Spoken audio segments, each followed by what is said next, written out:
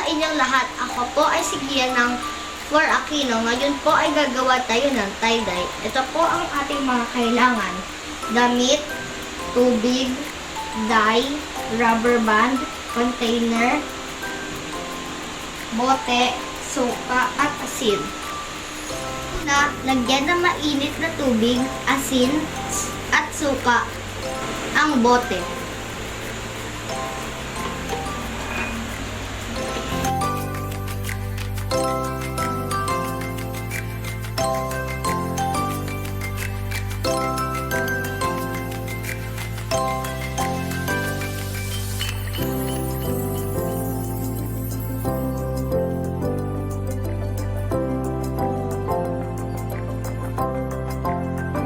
Ito na mabuti.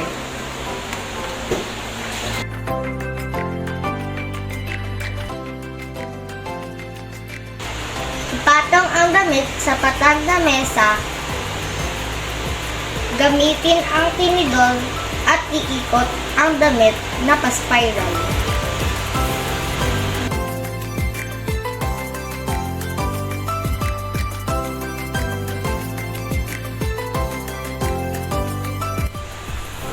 Pagkatapos iikot, lagyan naman ito ng rubber band.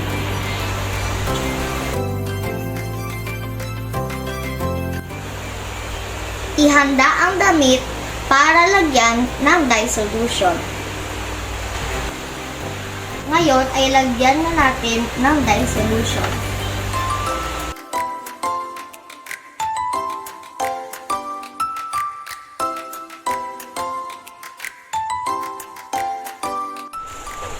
Pagkatapos ng 12 na oras, ito ay tanggalin sa plastic at banlawan.